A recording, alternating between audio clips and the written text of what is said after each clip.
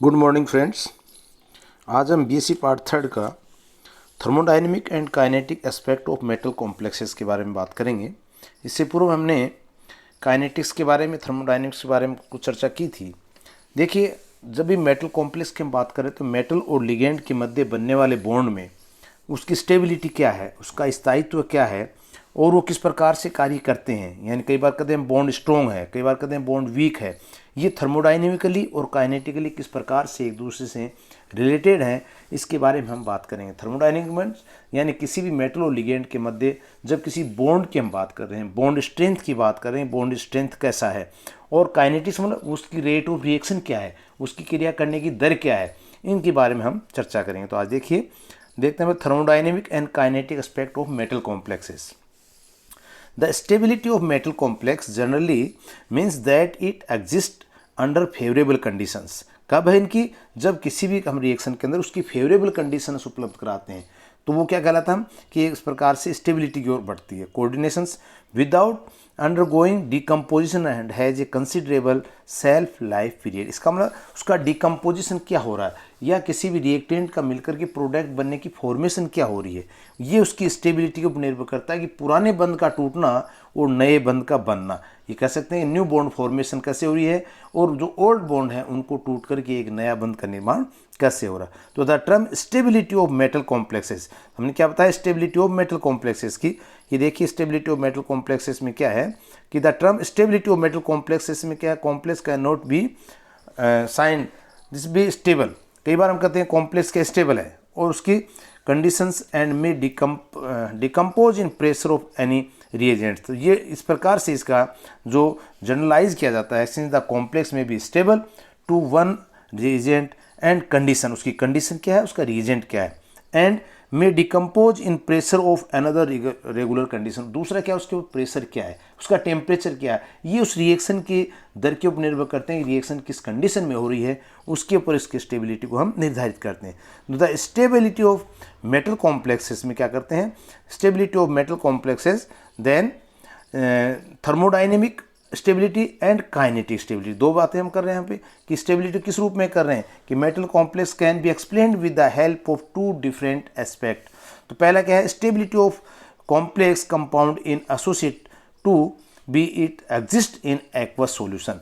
कब हम किसी भी एक्वस सॉल्यूशन की हम बात कर रहे हैं, किसकी बात करें, एक्वस सॉल्यूशन की। एक्वस सॉल्यूशन के अंदर इसकी क्या स्थिति है, तो एक्वस सॉल्यूशन के अंदर जो आ रही है वो स्थिति क्या है, देखिए with respect to the bond dissociation, किसके सारे बॉन्ड का डिसोसिएशन हो रहा है, energy gives free energy, electrode potential और pH of the solution and rate of the content activity energy of substance. यानी जब भी कोई रिएक्शन होती है हम देखते हैं A plus B equal C plus D, हम कह रहे हैं उसका एक्टिवेशन एनर्जी क्या है, प्रोडक्ट कब बनेगा, जब वो रिएक्टेंट जो एक्टिवेशन एनर्जी संक्रमित अवस्था को प्राप्त कर जाते हैं, संक्रमित ऊर्जा से गुजर जाते हैं।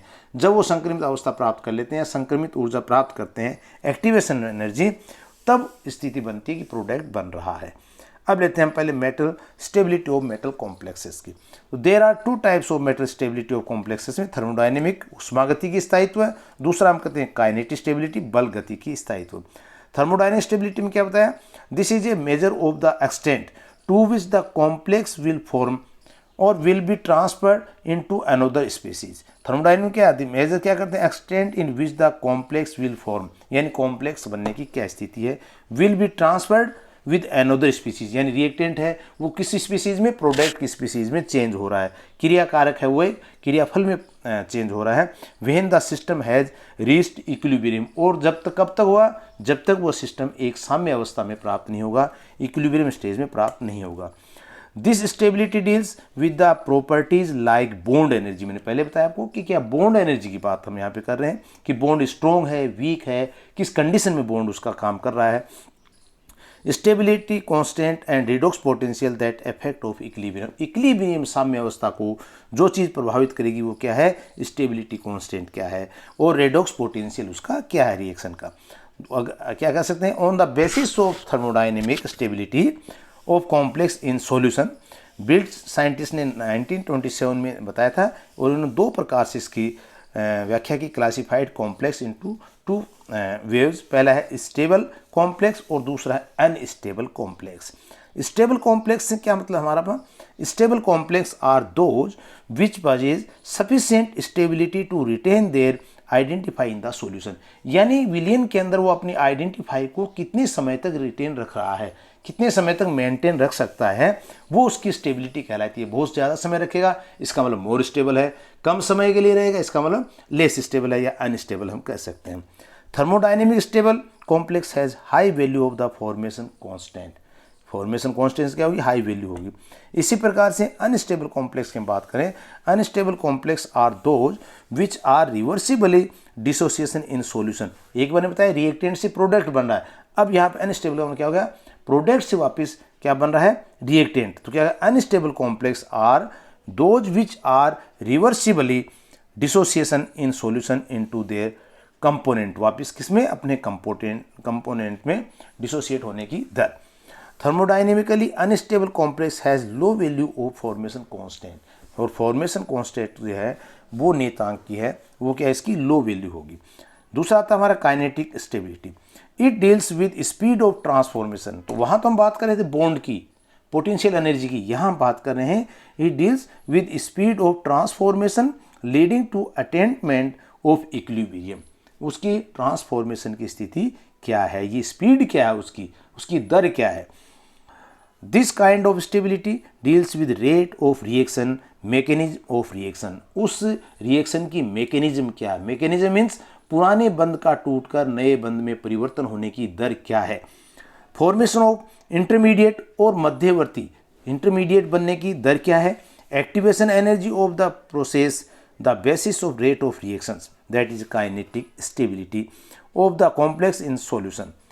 टेनेबल ने 1950 में क्लासिफाइड किया था कॉम्प्लेक्स इनटू टू वेव्स, वही वहाँ पे हम कर रहे थे स्टेबल अनस्टेबल। यहाँ पे दो प्रकार से इनको किया आपने, एक ने कहा कि लेबाइल कॉम्प्लेक्स, एक होता है इनर्ट कॉम्प्लेक्स। लेबाइल कॉम्प्लेक्स चंचल अस्थिर संकुल बन रहा है, और इनर्ट कॉम्प्लेक्स जो एक्री होता है स्थिर संकुल बनता है। तो यहाँ पे पहले लेबाइल कॉम्प्लेक्स की हम बात करें। Labile complex are those whose one or more ligands in the coordination sphere can be readily replace by other ligands. यानी लेबाइल कॉम्प्लेक्स क्या होगा, एक लिगेंड जो दूसरे लिगेंड के द्वारा रिप्लेस हो जाए, ये चंचल है, तो कहते हैं चंचल बना हुआ है, अर्थात कहते हैं कि परिवर्तनशील हो जाता तुरंत। दूसरा जैसे लिगेंड मिलेगा वो अपना स्थान बदल लेगा, दूसरा लिगेंड वहाँ पे आ जाएगा। तो the ability of a complex, ये जो कॉम्प्लेक्स की जो एबिलिटी है, जो क्षमता है टू रिप्लेस करने की, it's one or more ligand by other ligands is called the lability. ये कहलाते हैं इसकी लेबिलिटी। दूसरा आता है इनर्ट कॉम्प्लेक्स या नॉन रिएक्टिवली। यानी inert complex are those whose one or more ligands can either not be replaced or can be replaced, replaced नहीं भी हो और रिप्लेस्ड हो भी सकते हैं, with difficult to other liquids. अब वो डिफिकल्ट निर्भर करता है कि दूसरा लिगेंड जो वो कैसा हो सकता है, वो रिप्लेस कर सके, हो सकता नहीं भी कर सके, तो ये कहलाते हैं एस्टर, अर्थात इनको क्या कहेंगे हम, नॉन रिएक्टिवली। तो inert complex is also called kinetically inert.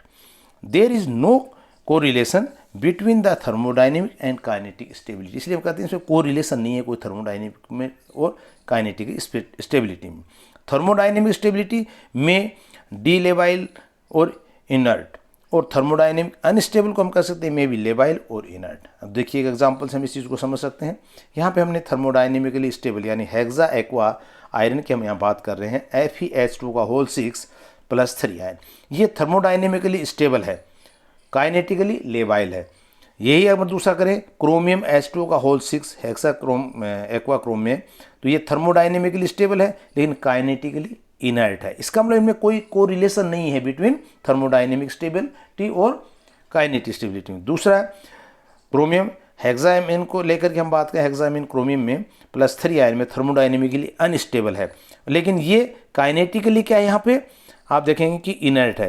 तो हम क्या कर सकते हैं, ये थर्मोडाइनेमिकली अनस्टेबल है, यहाँ पे काइनेटिकली इनर्ट है। तो थर्मोडाइनेमिकली स्टेबल यहाँ पे और ये काइनेटिकली लेबाइल। तो दो एग्जांपल यहाँ पे आप देख रहे हैं, दोनों में अंतर आ रहा है, अर्थात जो थर्मोडाइनेमिकली स्टेबल है वो हो सकता है काइनेटिकली लेबाइल हो, दो थर्मोडाइनेमिकली स्टेबल है हो सकता है काइनेटिकली इनर्ट हो। फॉर एग्जाम्पल जो हमने पहले इसका देखा है। अब देखिए stability of complex ion in solution, solution के अंदर स्टेबिलिटी ऑफ कॉम्प्लेक्स आयन की क्या हो सकती है, metal ligand bond direct inversely proportional 1 dissociation of complex. Metal ligand bond directly proportional होता है स्टेबिलिटी ऑफ कॉम्प्लेक्स आयन, यानी मेटल लिगेंड का बॉन्ड अगर मजबूत होगा, स्ट्रॉन्ग होगा, तो स्टेबिलिटी कॉम्प्लेक्स आयन की ज़्यादा होगी। अगर ये मेटल लिगेंड बॉन्ड वीक होगा तो स्टेबिलिटी ऑफ कॉम्प्लेक्स आयन की कम होगी। Stability constant, higher the value of equilibrium constant for a reaction more stable in the product format, यानी प्रोडक्ट फॉर्मेट होने के अंदर उत्पाद बनने में अगर हायर ऑफ द वैल्यू आती है किसकी, स्टेबिलिटी कांस्टेंट की, इसका मतलब क्या है, रिएक्शन जो है equilibrium constant for a reaction more stable होगा, ज़्यादा स्थायी होगा। ये दो प्रकार से हम इसको निकाल सकते हैं, एक होता है स्टेप वाइज स्टेबिलिटी कांस्टेंट, एक होता है ओवरऑल स्टेबिलिटी कांस्टेंट। तो ये एग्जाम के पॉइंट ऑफ व्यू से इंपॉर्टेंट है कि स्टेबिलिटी कांस्टेंट को कैसे हम समझाएंगे। तो दो पॉइंट इसके हैं, स्टेप वाइज स्टेबिलिटी कांस्टेंट और ओवरऑल स्टेबिलिटी कांस्टेंट। देखिए स्टेप वाइज स्टेबिलिटी कांस्टेंट में हम देखते हैं, क्या देखते हैं इसका फॉर्मेशन में, कि ये स्टेप वाइज स्टेबिलिटी के अंदर आप देखिए जैसे मेटल लिगेंड, मेटल के साथ क्रिया कर रहा है लिगेंड, तो क्या बना, मेटल लिगेंड, ये बन रहा है। देखिए यहाँ पे मेटल लिगेंड में ये मेटल प्लस लिगेंड दोनों क्रिया करके क्या बनाया, मेटल लिगेंड की फॉर्मेशन हो रही है। तो मेटल लिगेंड की फॉर्मेशन के अंदर आप देखिए ml अपॉन m और l, ये क्या है, यहाँ पे इनकी सांद्रता को व्यक्त कर रहा है। ये हमारे प्रोडक्ट की कंसंट्रेशन ऑफ प्रोडक्ट और कंसंट्रेशन ऑफ रिएक्टेंट को निर्भर कर रहा है, इसलिए हम क्या कहा, ml सांद्रता कंसंट्रेशन अपॉन m रिएक्टेंट की कंसंट्रेशन। फिर बना हुआ मेटल लिगेंड जो वापस लिगेंड के साथ क्रिया करेगी, क्या बना रहा है, Ml2, तो यहाँ पे क्या आ जाएगा, concentration of Ml2 upon Ml की कंसंट्रेशन और L की कंसंट्रेशन।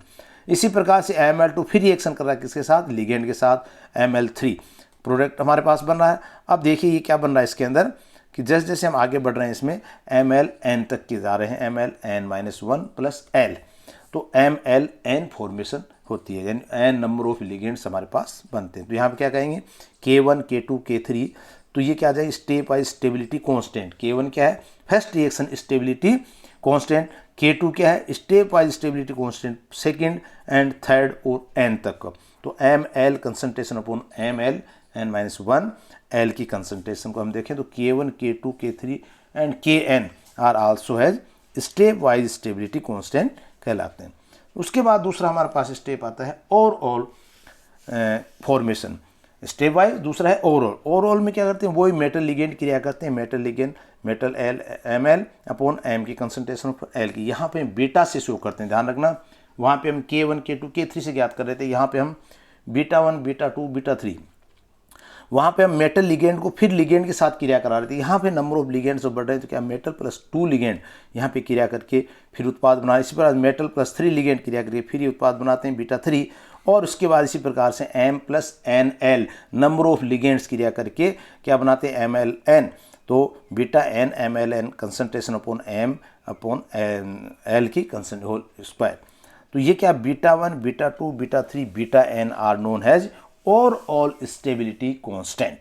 तो proceeding with the rate constant को भी गेट हम करें तो β1 इक्वल टू K1, लेकिन β2 इक्वल टू क्या जाए, K1 दो इंटू K2, मल्टीप्लाई है दोनों। अगर इनको मान रख करके आप निकालेंगे तो आप आएंगे कि β2 का जो हमारा यहाँ पे मान आया है, ये वाला मान, यही मान हमारे पास क्या आ रहा है, इसके लिए भी आ रहा है। ये β2 वाला जो मान आ रहा है, ये हमारे पास K1 K2 के मान के मल्टीप्लाई जो मान आ रहा है उसी के मान को दिखा रहा है।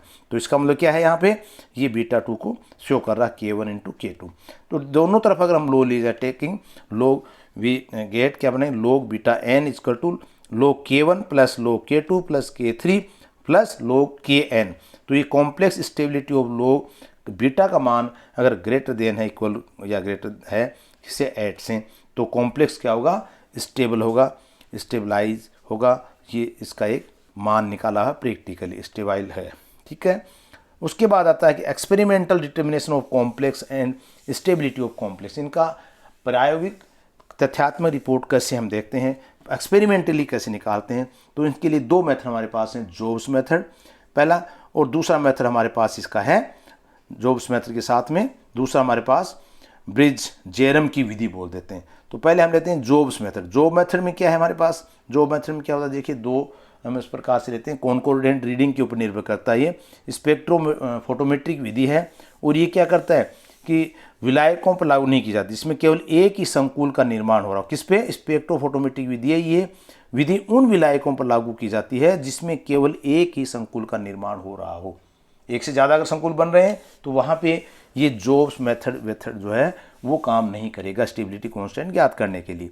क्या करते हैं इसमें, धातु आयन और लिगेंड आयन युक्त भिन्न भिन्न अनुपात में मिला करके जो का कुल अनुपात एक समान हो। यानी पहले हम धातु आयन की आयतन ले लेते हैं, मान लीजिए 0 लिया तो वहाँ पे लिगेंड का आयतन क्या हो जाएगा 10 ml। सपोज कर लीजिए 10 सैंपल हमने लिए, फिर हमने पहला सैंपल लिया जिसमें 1 ml लिया मेटल का और 9 ml किसके लिए, लिगेंड के, फिर दूसरा, फिर तीसरा, फिर पांचवा में, छठे नंबर पे आप देखेंगे रीडिंग इसमें 5 ml मेटल के हैं, 5 ml आयतन किसका है, लिगेंड का है। उसके बाद क्या होगा, मेटल आयन का जो बढ़ता जा रहा है, लिगेंड आयन जो हो कम होते जा रहे हैं। इसका मतलब क्या, ओवरऑल जो हम ले रहे हैं वो आयतन एक समान होना चाहिए, 10 ml ही बना रहना चाहिए। परिवर्तन किस में कर रहे हैं, धातु आयन के विलयन के आयतन में और लिगेंड आयन के विलयन के आयतन में। तो यहाँ पे Cl क्या है, लिगेंड की सांद्रता है, Ml क्या धातु आयन की सांद्रता है। तो दोनों का Cl प्लस Cm मिला जाए तो टोटल हमारे पास C स्थिरांक निकलता है।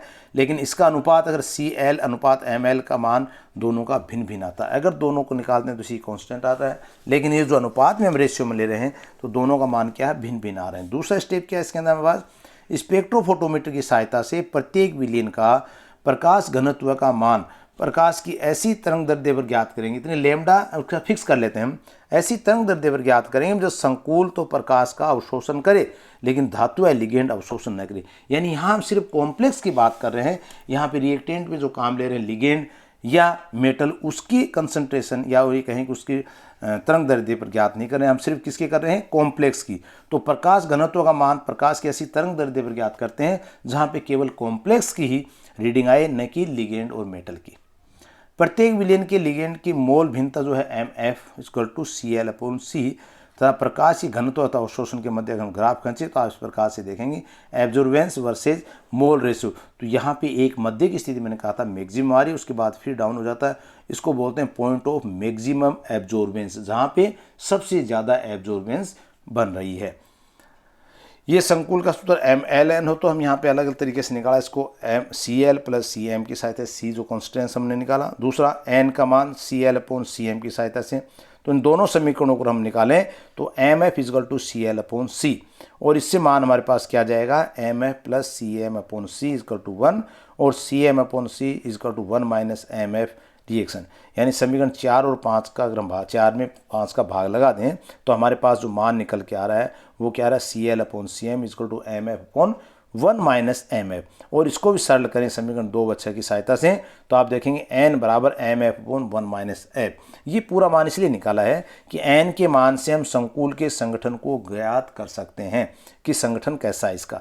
अब इसके अंदर N+ NL को हमने यहाँ पे एक लेकर के बताया कि बीटा N का मान जो हमने निकाला MLN का होल N, तो बीटा N जो आई concentration of MLN upon M का कंसंट्रेशन और L का कंसंट्रेशन नंबर ऑफ लिगेंड के लिए। तो ये एक मान निकाल करके हम यहाँ N का मान ज्ञात करें, N के मान से संकुल के संगठन के मान को हम यहाँ पे ज्ञात कर सकते हैं कि ये हमने L का मान निकाला, इसकी सहायता से यहाँ पे हम ये संगठन जो किसका रहा N की सहायता से हम ज्ञात कर सकते हैं। कुछ लिमिटेशंस इसकी हैं, देखिए लिमिटेशन क्या है, इस विधि का उपयोग केवल प्रायोगिक परिस्थितियों में संकुल बन रहा हो तभी कर सकते हैं। एक्सपेरिमेंटली जब हम पे कॉम्प्लेक्स बन रहा हो तभी इसका हम यूज कर सकते हैं, ऐसे नहीं।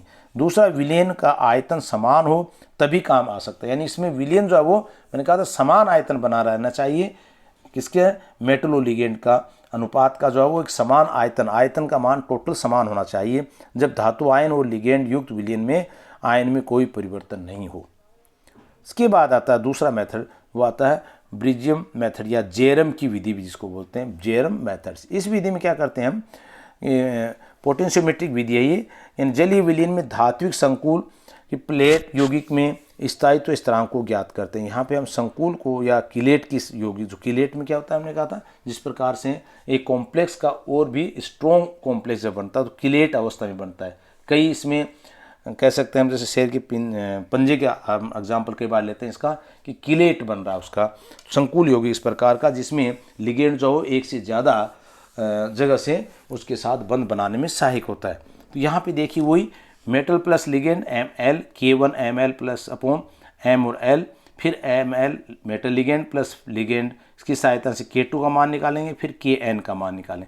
यहाँ हम देख रहे हैं Ml अगर रिवर्सिबल रिएक्शन लेंगे कॉम्प्लेक्स बना तो वो क्या आ जाए K1 M और L की कंसंट्रेशन, फिर Ml2 इक्वल टू ये Ml, तो यहाँ पे जो टोटल ओवरऑल मान आता है वो MLN का कंसंट्रेशन का इक्वल टू होता है Kn MLN-1 और लिगेंड की सांद्रता। तो K से N तक का मान यहाँ पे हम निकाल सकते हैं। N बार धातु के साथ जुड़ने वाले लिगेंड की सांद्रता अपॉन धातु की कुल सांद्रता कितनी, से N बार का मान हम निकाल सकते हैं।